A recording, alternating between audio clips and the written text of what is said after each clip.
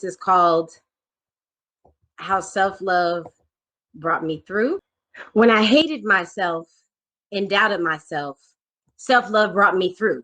Didn't understand confidence, empowerment, didn't appreciate being still until self-love taught me to.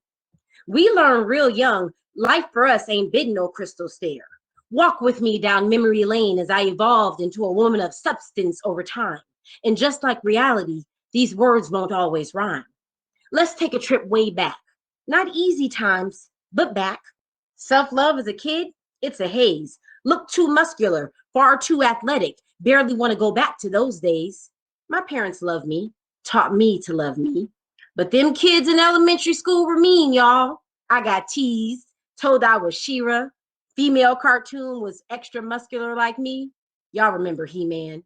That was the catalyst of me hating what I look like. So I started not to love myself.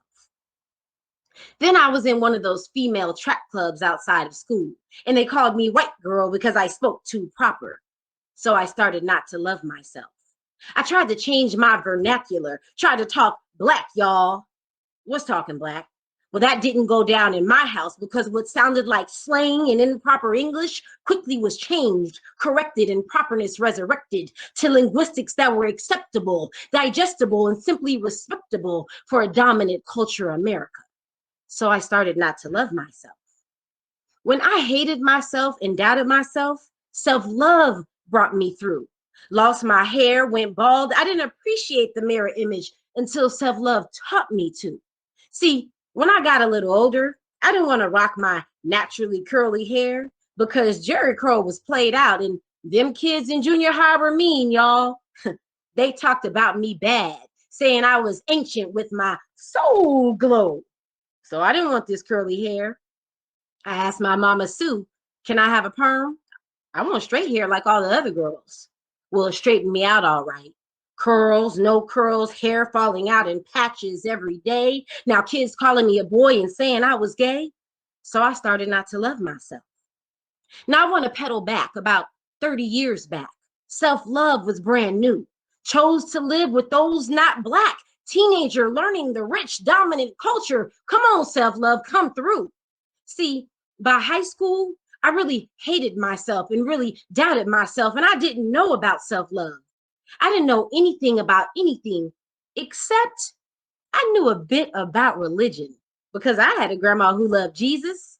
So I love Jesus too. But I didn't really understand the power of God and all that he could do. So now I'm in this boarding school with 10 of us that looked like me and 300 that looked, well, not like me.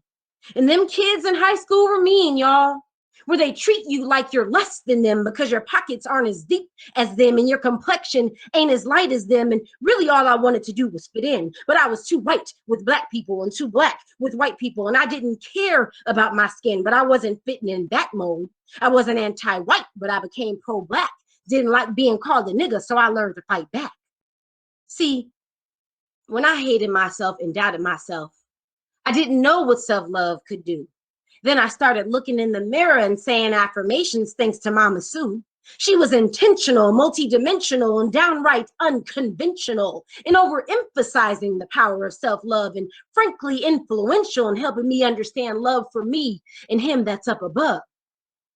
So now we're in college. We're being fat was whack.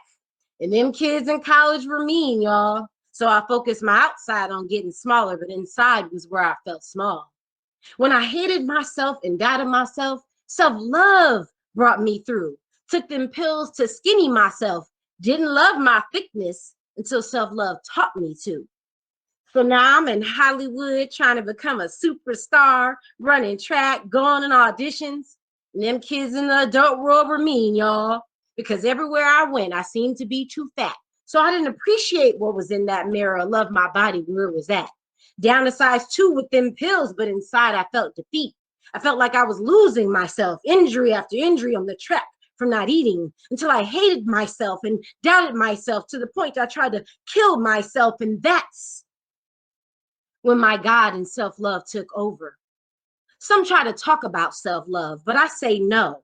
It's not a selfish love. It's not a ooh, it's about me because I'm so fly and so fine. When you see me, you better look double time. No, God says, love thy neighbor as you love yourself. Self love is, and I put God first love. And because he loves me with agape energy, unapologetically, unconditionally, radically, incredibly loves me, then I know that I am loved. And so I can love me. And if I have to love thy neighbor as I love thyself, then I have to love myself. So, no, self love is not a selfish love because in Jesus, I am purified, I am safe, I am comforted, I am confident in loving me because I am so loved by him. This is my self love. This is what brought me through as I lay there falling into a deep abyss from the pills I overindulged in. All of this love, this self love, this God love whirling through my head. In walks my mama Sue through the door as I was fast becoming dead.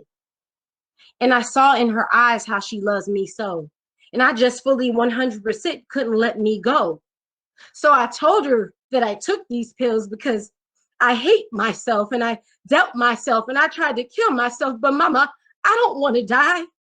I feel the self-love coming through. Mama, I want to survive. And I promise if you help me, mama, I want to live and I want to thrive. I promise I'll give back if you help me to survive. I started therapy and I went to church. I used my sister circle, my family, my sorority sisters, and I became a woman. Phenomenally, phenomenal woman. That's me. See, you can err and acknowledge your errors and you can forgive yourself because your mistakes, they don't own you. You can celebrate yourself because your mistakes, they don't own you. No matter what you've been through, we've been kidnapped, we've been abused, we've been raped, we've been murdered, we've been slaves, but we're not enslaved. They segregated us in school, but they can't keep us separated. They put up glass ceilings in these jobs, but they can't hold us back. We sat in the back of the bus, but we're on the front lines because we love each other and we help each other. And your self love is not a selfish love, my sister.